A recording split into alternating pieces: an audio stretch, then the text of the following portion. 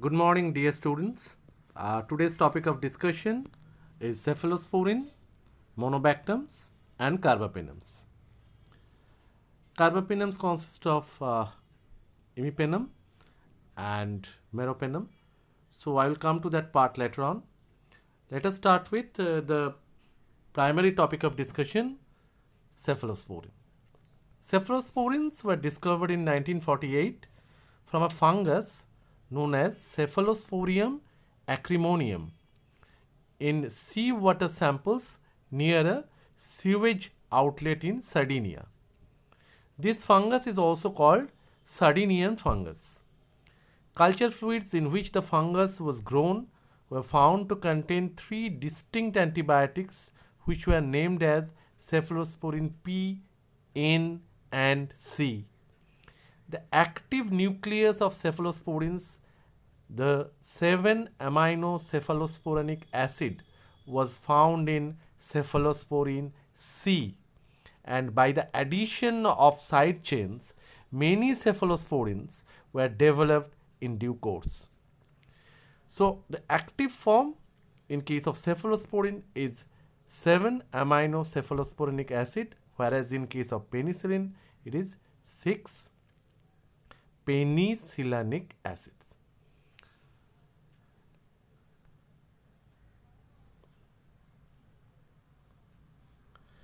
Cephalosporins are more or less similar to penicillin, as both of them have uh, belonging to beta lactam group of antibiotics, so they should have beta lactam ring in their structure, but they are more stable to bacterial beta lactamase enzymes. That means they have inherent resistance towards these enzymes, and therefore it's not required always to combine cephalosporin with beta lactamase inhibitors. So that is one advantage of cephalosporin group of drugs over penicillin. Their spectrum of activity is broader in comparison to penicillin. Penicillin is a narrow spectrum one. Cephalosporin is basically divided into different generations, which we'll discuss later. It has its own way of action, and the basic division is such that few of them are narrow spectrum just like penicillin, but if you compare with most of the different kind of penicillins, you will see the cephalosporins probably have comparatively extended spectrum activity in comparison to penicillin. So cephalosporins as a whole have a broader spectrum in compared to penicillin.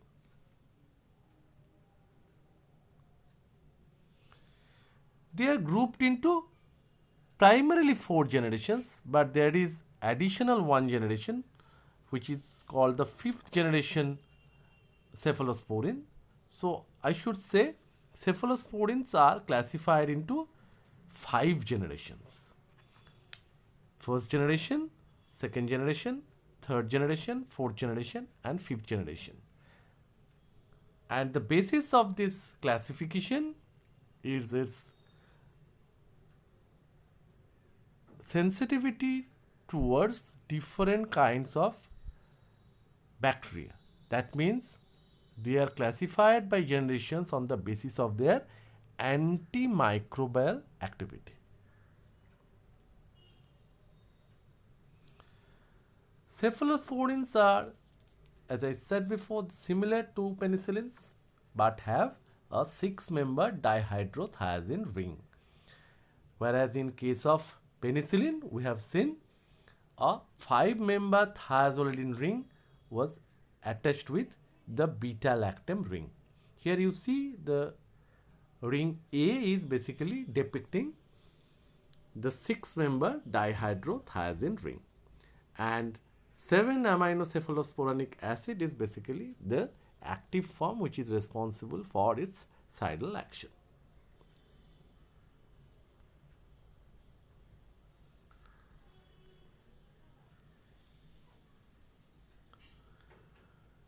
These cephalosporin compounds contain 7 amino-cephalosporinic acid which are relatively stable in dilute acid and highly resistant to penicillinase enzyme. This cephalosporin ring was basically consists of a beta-lactam ring and a dihydrothiazide ring with possible side chain attachments at R1 and R2. Unlike penicillin, cephalosporin have two side chains which can be easily modified. The position number 7 where it has the antibacterial activity, whereas 3 is basically responsible for its metabolism and pharmacokinetic properties.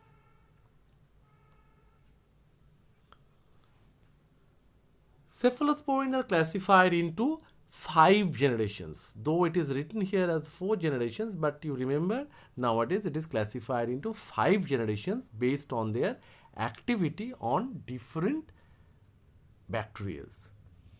The initial generation, especially the first generation, is primarily active on the gram positive.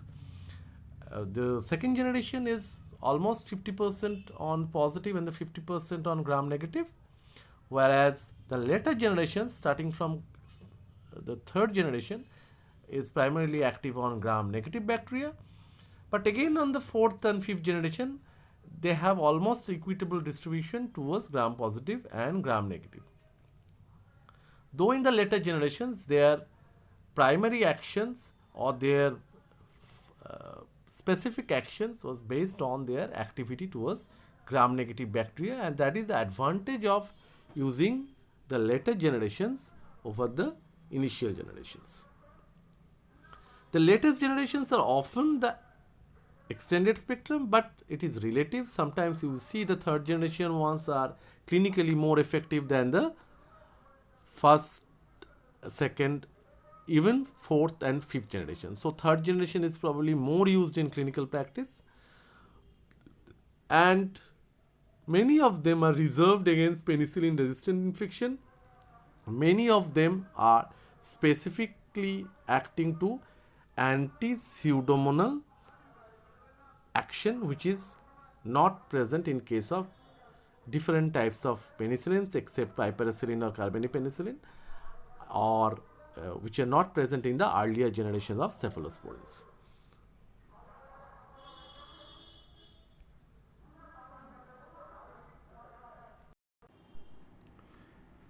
Now let us compare penicillins with cephalosporins. As I said before, the penicillins are classified on the basis of the fact that it has certain limitations. So to overcome that limitations, we have discovered different types of other penicillins. So there is penicillin G and V, whereas penicillin G is also known as benzyl penicillin and penicillin V is also known as phenoxymethyl penicillin. Those penicillins are primarily active on gram positive cocci, whereas there is repository penicillin, which is a longer acting penicillin like benzathine penicillin and procaine penicillin. Those are active against secondary syphilis, and in rheumatic fever those drugs are primarily given.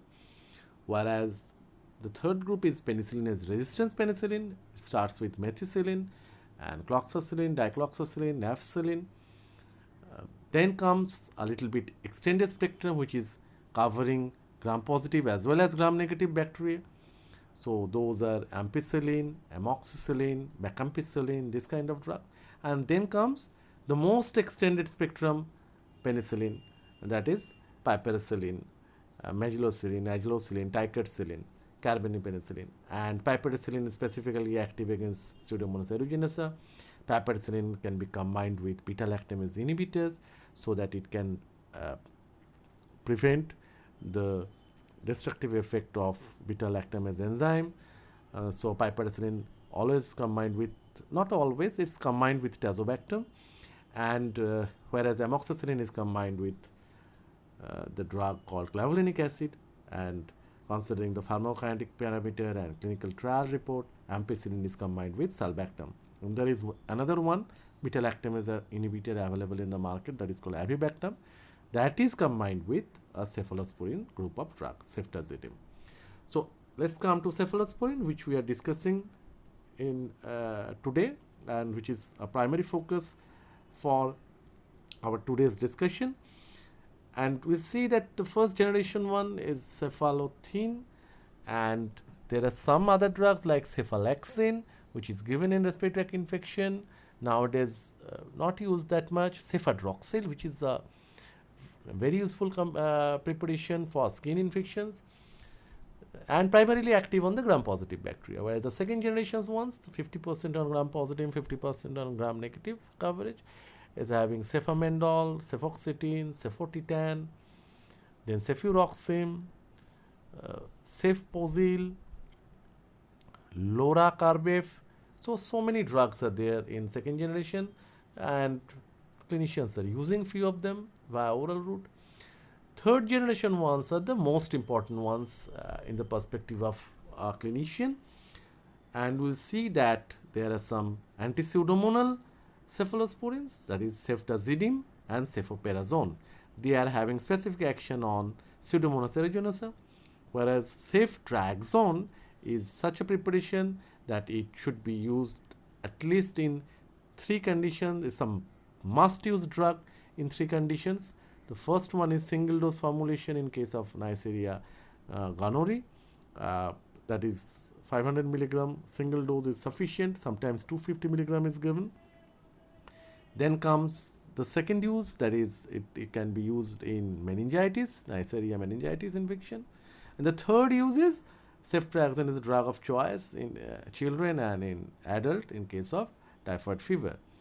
So ceftriaxone is one of the most important drug used in clinical practice. Cefotaxime is probably the one which is having primary action on gram-negative, but its action on gram-positive bacteria is more than the other drugs from the same group. So cefotaxime is a drug which is having action on both gram-positive and gram-negative bacteria. The fourth generation one is cefepime, cefoselis, cepirom, and there are 5th generation cephalosporins, which both 4th and 5th generations are almost equally effective on gram-positive and gram-negative bacteria. These 5th generation ones are ceftaroline and ceftobiprole. So these are the 5th generation ones, and its action is in comparison to 3rd generation is not that much more effective, though the generation is higher, but still we can say that these can be useful in different conditions. So when we'll discuss all the generations, will come the individual generations with their respective uses and adverse drug reactions.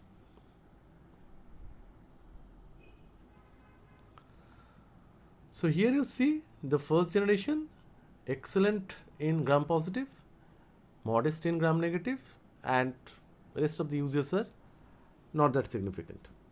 The second generation is, as I said, 50-50, gram-positive 50% and gram-negative 50%. Third generation is mostly effective on gram-negative, but its action on gram-positive is questionable, except cefotaxime. Cefotaxime is having excellent action on gram-positive bacteria. Whereas the 4th generation and 5th generations, they have equally excellent activity on gram-positive and gram-negative. That is their advantage. If you look at Pseudomonas aeruginosa, you see 3rd, 4th, 5th generations are all effective against Pseudomonas aeruginosa, but there are some specific drugs. Not all the drugs are effective against that organism. And against anaerobes, only 2nd generation is probably having some action, though primarily the most effective drugs used in anaerobic infection is metronidazole and sometimes one drug from the group of clindamycin or lincomycin. So those are primarily effective on the anaerobic organisms.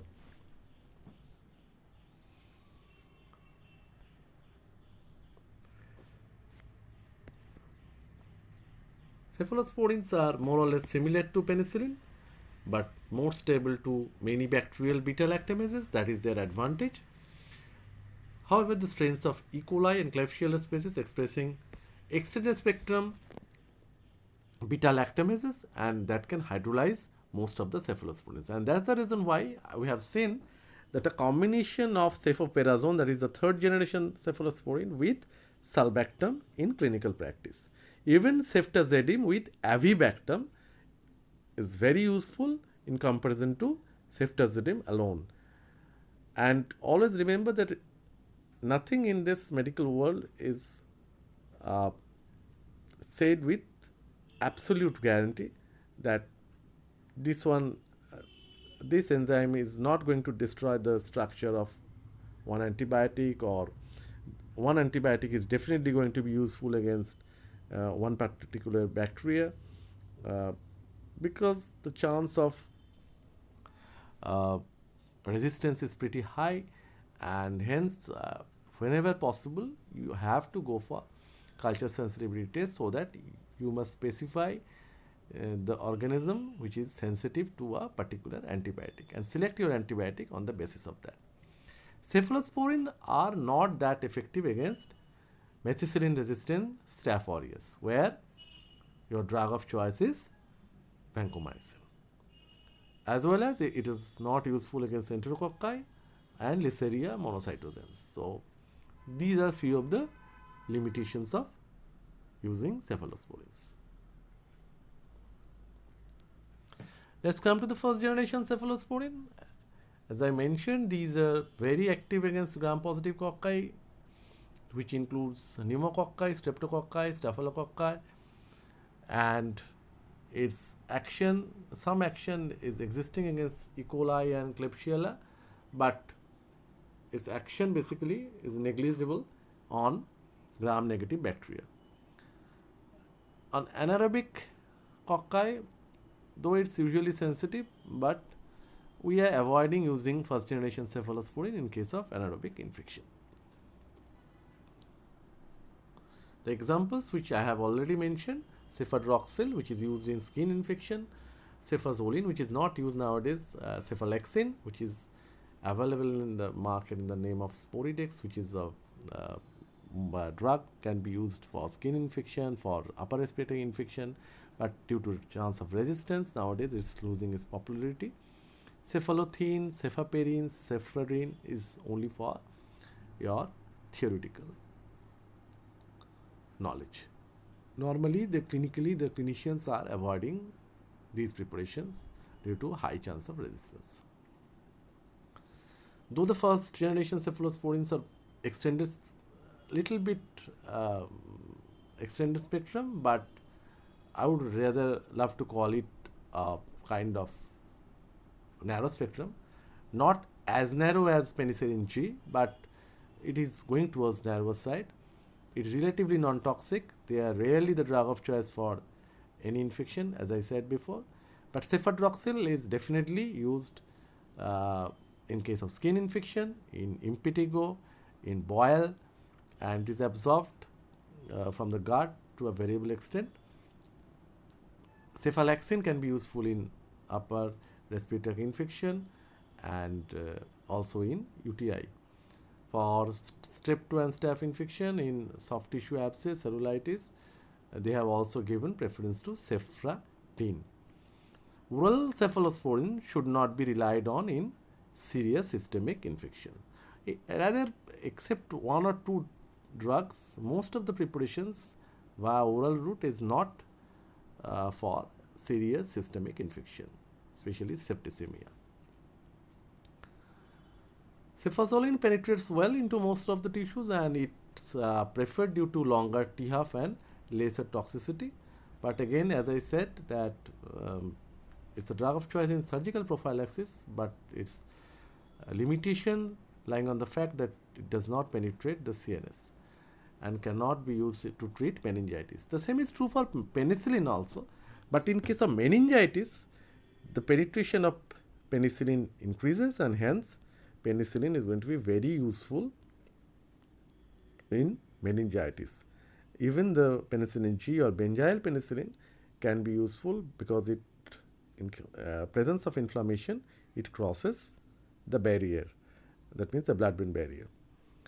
The cefazolin is an alternative to an anti-staphylococcal penicillin for patients who are allergic to penicillin.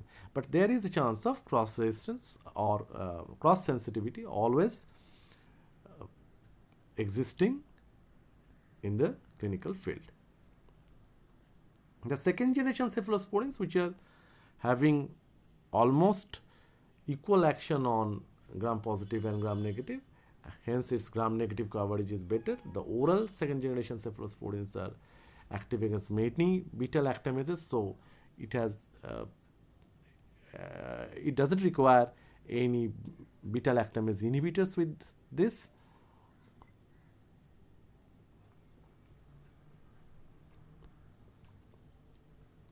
As with the first generation agents, none is active against enterococci and pseudomonas. So none of the first generation and second generation cephalosporins are active against Pseudomonas aeruginosa. Cefaclor, cefotitan, cefamendol, cefuroxime, mostly we are, and cefuroxime acetyl, mostly we are using these drugs in clinical practice, cefuroxime and cefuroxime acetyl.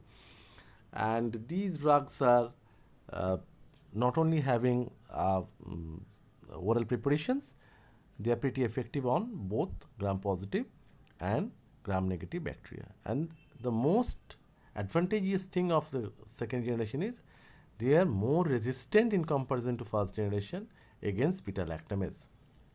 There is one exception, and that is cefaclor.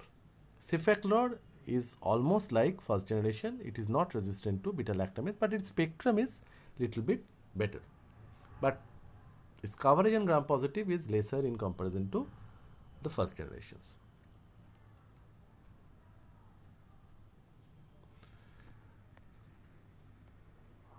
All these drugs can be given orally, and as you have seen that cefuroxime acetyl is most active against penicillin resistant pneumococci, and in case of respiratory tract infection, we are selecting cefuroxime acetyl sometimes as a first line, sometimes as a second line drug whenever we feel that the macrolide, the initial macrolide or amoxicillin clavulanic acids are resistant to certain kind of bacteria. So oral second generation cephalosporins are active against beta lactamase producing H. influenzae or Moraxella catarrhalis and have been primarily used to treat sinusitis, otitis or even LRTI.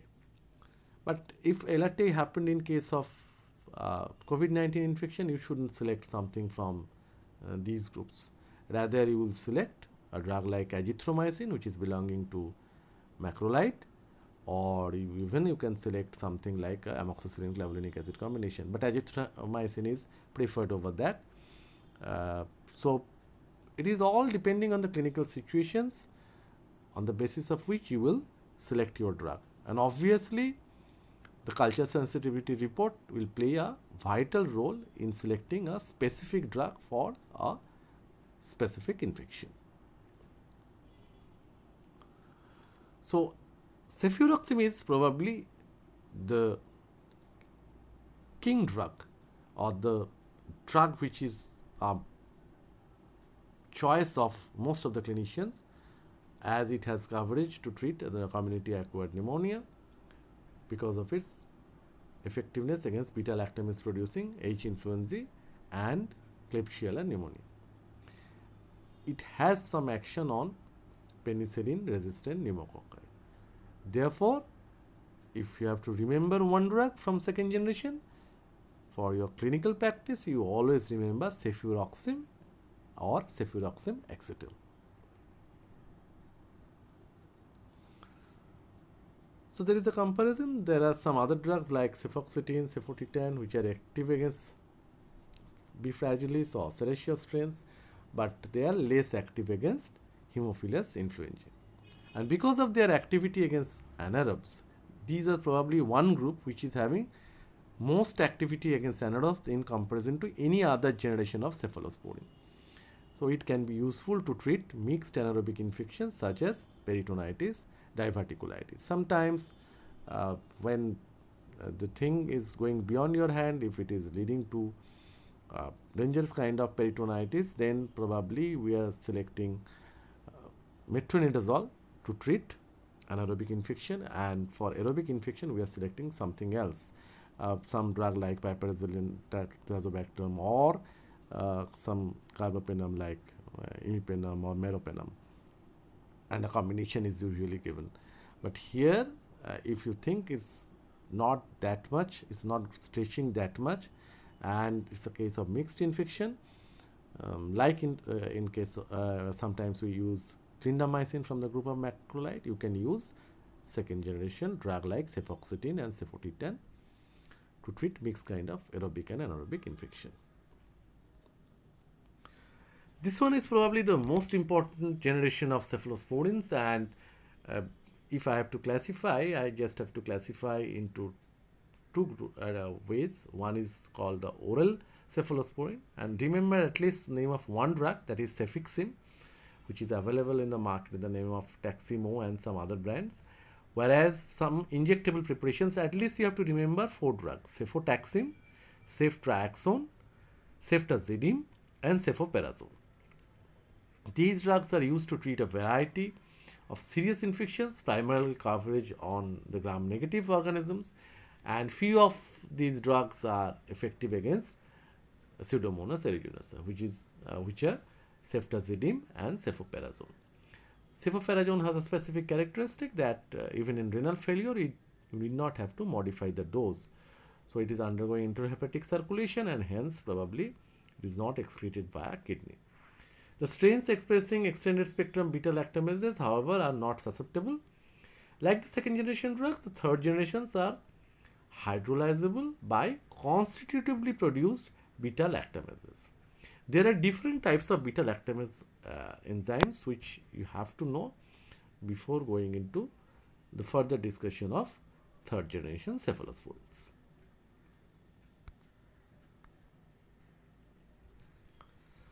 So we have seen that in the left hand side there's a gram-positive structure of a gram-positive bacteria encoded by plasmid, and the resistance is transferred by the bacteriophage. Whereas in the right hand side is the gram-negative bacteria encoded in chromosomes or in plasmids, and it is inducible or constitutive in nature. Plasmid mediated resistance is more dangerous. So beta lactamase can penetrate through both gram-positive or it can act on both gram-positive from gram-positive or gram-negative bacteria. It can be synthesized from both. There are over 340 different types of beta lactamase enzymes. One of the example of short-acting beta lactamase enzyme is penicillinase. It can be classified into a different class A, class B, class C, and class D. Class A is extended spectrum beta lactamase, which is if you abbreviate it, you can call it ESBL variety. So mostly the microbiologists or the clinicians are used to call ESBL or ESBL variety, and this drug is effective against ESBL. So ESBL is a very common term which is used in clinical practice, and it means extended spectrum beta lactamase, and it has destructive action on penicillin, cephalosporins, and carbapenem sometimes. So this is probably one of the most dangerous one. The class B, it has its action on all beta lactam except Aztreonam monobactam, so class B is also dangerous. Class C has its action on the cephalosporins, and class D is specifically cloxacillin degrading enzymes. So these four are most dangerous type of beta lactamases available or which are being invented by the scientists. Usually the hydroxyl attack, this has been pointed with the arrow. The hydroxyl attack is on the amide and forms a tetrahydral intermediate, and that is the mechanism of most of the beta lactamases when they are targeting a structure of beta-lactam ring.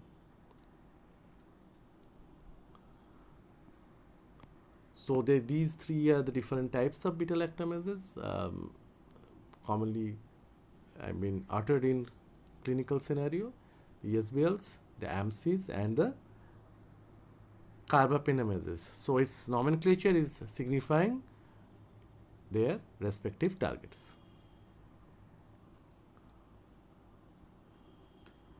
Extended spectrum beta-lactamase or ESBL variety are mutant enzyme. That is the most dangerous thing, and it has a wider range of activity than their parent molecules.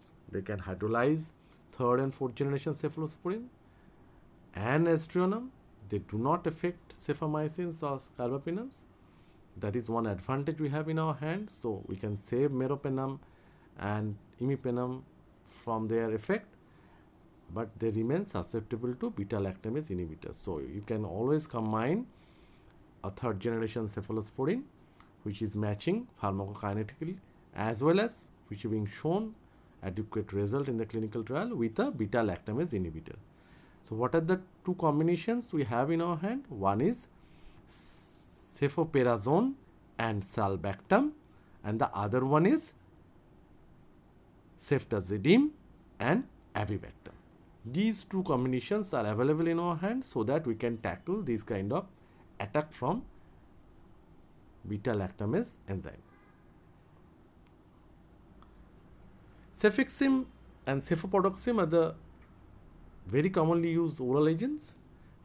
These agents are, cefixime can be used in UTI as they have primary coverage on gram-negative bacteria. This cefixime can be used in typhoid fever. That is the advantage of cefixime over the other drug. Whereas out of the injectable preparations, cefotaxime, ceftriaxone, ceftazidime, and cefoperazone. Out of these four, ceftriaxone is our drug of choice in typhoid fever. Whereas ceftazidime and cefoperazone, these two are specifically used in case of Pseudomonas aeruginosa, but they have a wider gram-negative coverage. And cefoperazone, cefpyramide, they are excreted via biliary tract, hence they can be safely used in a patient who is suffering from renal failure. The chance of accumulation is less, but cefoperazone also shows disulfiram-like reaction. That is one of the disadvantage of this drug. It can sufficiently reach CSF, so you can use it in meningitis, aqueous and synovial and pericardial fluid, as well as it can cross placenta. If you compare it with the second generation drug, they have a wider gram-negative coverage, but their coverage on gram-positive is little bit lesser than the second generation agents, except cefotaxime, which is having a very good effect on gram-positive bacteria. All four, cefotaxime, ceftriaxone, ceftazidime, and cefoperazone, are used via injectable route. They are not available in the oral preparations. So that is their biggest disadvantage. Third generation drugs can treat infection resistant to most of the other drugs. They are active against Citrobacter, Serratia, and Providentia. They are also effective against beta-lactamase producing strains of Haemophilus and Neisseria. Ceftriaxone and cefotaxime are not only approved for the treatment of meningitis, they are also approved for the treatment of typhoid fever. But ceftriaxone is your drug of choice, whereas ceftazidime and cefoperazone are the two drugs extremely useful against Pseudomonas aeruginosa.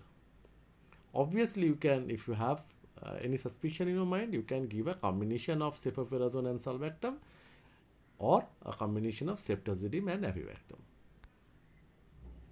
So this is the bacteria, the Neisseria gonorrhoeae, which is susceptible, and Neisseria meningitis, susceptible to primarily ceftriaxone. So mostly we are using ceftriaxone to treat such kind of problems, to tackle meningitis or single dose formulation in case of gonorrhea.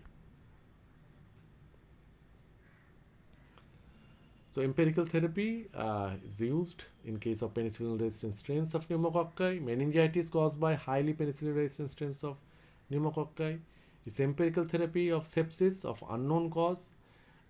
Even if we want, we can use it in case of COVID-19 infection where we are suspecting secondary infection associated with that in neutropenic febrile immunocompromised patients. Let's come to the fourth generation ones where the names are cefepime, cefpirome and cephocellese. They all belong to the fourth generation and more resistant to hydrolysis by beta-lactamase. And this more in comparison to the third generation ones. Cefepime is stable against plasmid encoded beta-lactamases. It's relatively resistant to the inducible chromosomally encoded beta-lactamases. In addition, it penetrates rapidly into gram-negative bacteria and usually targets multiple essential penicillin binding proteins. These properties make it useful in treating infections caused in many Enterobacteriaceae that are resistant to other cephalosporins. Similar to cefotaxime, ceftriaxone and many first generation cephalosporins, cefepime is effective against many gram-positive organisms, but it's less effective against Pseudomonas aeruginosa in comparison to ceftazidime or cefoperazone.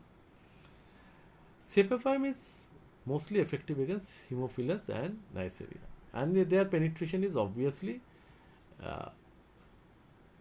more in comparison to any other primary drugs in CSF, and its activity against MAC or Mycobacterium tuberculosis is there. It has a very good activity against most penicillin resistant strains of streptococci. Side effects of cephalosporin already being discussed with the adverse effect of penicillin. So I am skipping this part for this presentation. Rather, I am only focusing on the fifth generation cephalosporins before coming to carbapenems and monobactams. So the fifth generation cephalosporin are the new class of cephalosporins such as ceftaroline, ceftobiprole, and they have been developed and found to be effective against staphylococci, including methicillin species, streptopneumoniae, streptopyogens, and gram-negative species like Haemophilus influenzae and Moraxella catarrhalis.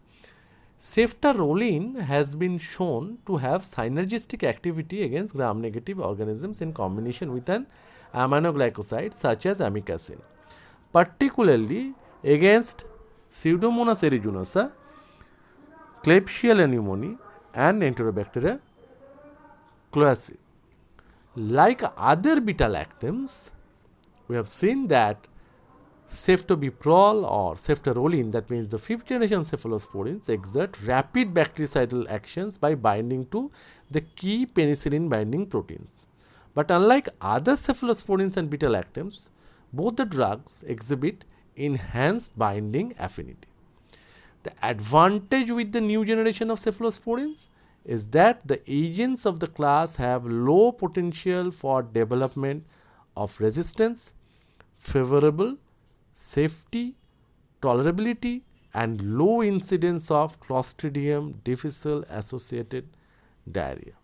Though the chance of having Clostridium difficile associated diarrhea, that is known as Pseudomonas enterocolitis, is seen mostly with clindamycin and tetracycline group of antibiotics. So skipping the adverse effect of this group of drugs, cephalosporins, as we have discussed with penicillin, now we are concentrating on the other beta-lactams, and those are carbapenems and monobactams.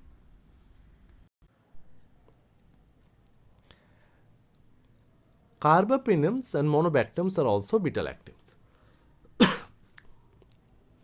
They contain a beta-lactam ring. you can see it. It is indicated via B, and it is fused to an unsaturated 5-membered ring containing sulfur. So this is one, both of them are there containing sulfur in their structure. And what are the name of the drugs which are very important here? Imipenem, but imipenem alone cannot be used because of its limitation. It can be metabolized by dihydropeptidase enzyme present in the renal brush border cells, hence cilastatin is combined with imipenem.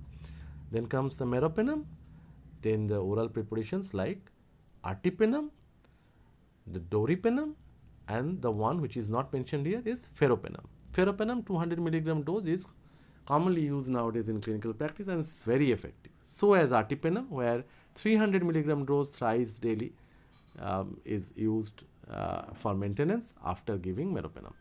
So both ferropenem or this artipenem can be available in oral preparations.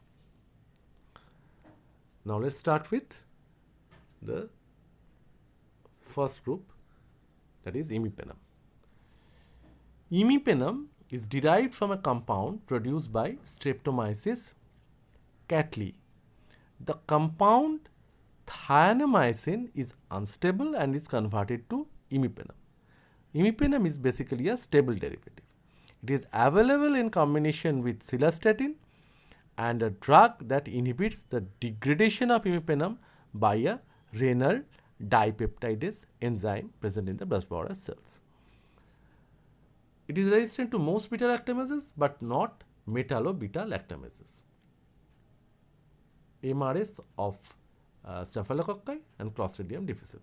So basically the chance of resistance is always there even with imipenem, but it's probably a extended spectrum in comparison to the cephalosporins and penicillins. Imipenem is inactivated by dihydropeptidase in brush border of proximal renal tubules, resulting in low urinary concentration. And it is administered together with an inhibitor of renal dihydropeptidase, that is cilastatin, for clinical use.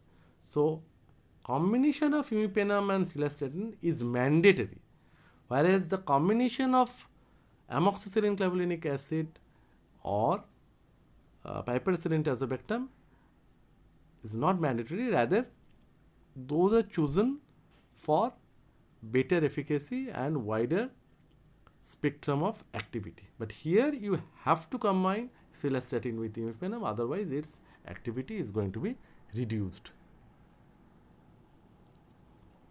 All the carbapenems, they penetrate body tissues and fluids well, including the cerebrospinal fluid.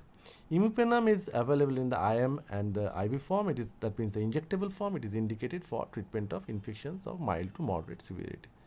It is not indicated for therapy of severe or life-threatening infections like bacterial endocarditis. Its indication of imipenem include lower respiratory tract infection, intra-abdominal infection, even acute gangrenous or perforated appendicitis, peritonitis, cellulitis, and UTI. Imipenem cilastatin combination, as I said, it should be used in almost in all conditions, can be useful for treatment of infections caused by cephalosporin resistant nosocomial bacteria such as Citrobacter frondi and Enterobacter species. The dose of imipenem is around 500 mg 8 hourly. So 3 times dosing is required to get adequate beneficial effect of imipenem. Meropenem is probably the drug which I am preferring for clinical use. It's available in the injectable form. It is obtained from, it's basically a dimethyl carbamyl pyrrolidine derivative of thionomycin, and it does not require co-administration of cilastatin because it is not inactivated by renal dipeptidase. One of the most important thing and noticeable thing which I can tell you here, that the chance of seizure is always there with penicillin, cephalosporin, even with imipenem. The chance of seizure is almost minimal with meropenem. So this chance of minimal seizure is giving meropenem an edge over all these drugs, including its greater activity against gram-positive aerobes and slightly less activity against gram-positive aerobes. It is having a more activity against the gram-negative ones. It is not significantly degraded by, as I said, renal dehydropeptidase enzyme. Now, one thing you should remember that as that chance of adverse drug reaction is lesser with meropenem, and its use is significant, one should not restrict themselves to use meropenem in case of undiagnosed fever. And if you suspect a case of COVID-19, the guideline is given by West Bengal Health Committee, which is being designed by state government, that you can empirically prescribe meropenem in case of undiagnosed fever. And you may combine oral preparations like azithromycin or something like amoxicillin clavulanic acid with that. But the use of meropenem is recommended for this. And what is the other drug which has been recommended in case of suspected case of COVID-19 in undiagnosed fever? That is piperacillin tazobactam combination, which is basically a drug from the same group, beta-lactam group, but specifically from the group of penicillin. So piperacillin tazobactam and meropenem, these are advocated for empirical therapy in case of undiagnosed fever, a suspected case of COVID-19 infection. Meropenem is given at a dose of 1 gram thrice daily. That means at an interval of 8 hours. So in most of the cases, we have used ertapenem for maintenance purpose or where the patient is able to take the drug orally.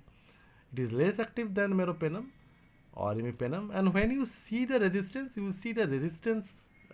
if appears with meropenem, you can more or less suspect that it is also seen with imipenem, ertapenem, doripenem. Beside ertapenem, we can also use ferropenem, which is not mentioned in this slide, but ferropenem is also a drug which can be useful orally, and 200 milligram oral dose is given. Hence, the patient compliance is also very good with ferropenem. Carbapenems are indicated for infections caused by susceptible organisms such as Pseudomonas aeruginosa, which are resistant to other available drugs. It's for the treatment of mixed aerobic and anaerobic infections. Carbapenems are active against many highly penicillin-resistant strains of pneumococci. Carbapenem is the beta-lactam of choice for the treatment of enterobacterial infections because it is resistant to destruction by the beta-lactamase produced by these organisms.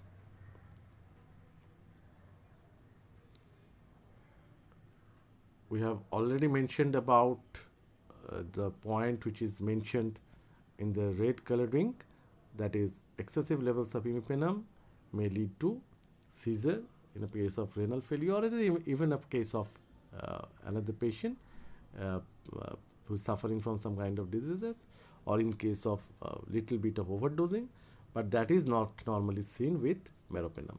So meropenem is a safer drug in comparison to imipenem. And we have decided to conclude today's discussion with a monobactam. Myself have not been exposed to this antibiotic, or I have never used this antibiotic in clinical practice. For me, it's having theoretical uses, and people probably have used it in case of infections where most of the other drugs are resistant. And aztreonam is such a drug which is belonging to the group of monobactam, and it has only beta-lactam ring. You can see the structure and the difference with the other drugs. These monobactams are the drugs with a monocyclic beta-lactam ring. They are relatively resistant to beta-lactamases, metallo-B-lactamases, and not KPC-B lactamases. And it's active against gram-negative rod-shaped bacteria. And it includes Pseudomonas and Serratia. It has no activity against gram-positive bacteria or anaerobes. However, it is highly effective against Enterobacteriaceae and Pseudomonas aeruginosa. It is also effective against Haemophilus influenzae and gonococci. It is indicated in pneumonia, meningitis, sepsis, and in infections caused by gram-negative organisms where penicillin and other antibiotics are ineffective, and in those people who are allergic or hypersensitive to them. It does not show kind of cross hypersensitivity which is normally seen between penicillin and cephalosporin. The administrative dose of aztreonam is around 2 gram 6 hourly. So its half-life is lesser, hence it should be used in more amount. IM or IV route is usually preferred for aztreonam.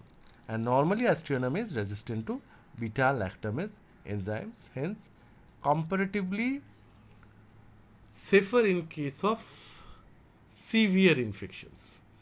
And its half-life is, though 1 to 2 hours, it can be prolonged in renal failure. So in renal failure, if you suspect a severe infection, you have to select a drug like cefoperazone, which is a third generation cephalosporin. So I am going to end my presentation with a case study, and you think yourself and try to find out the answer of the question.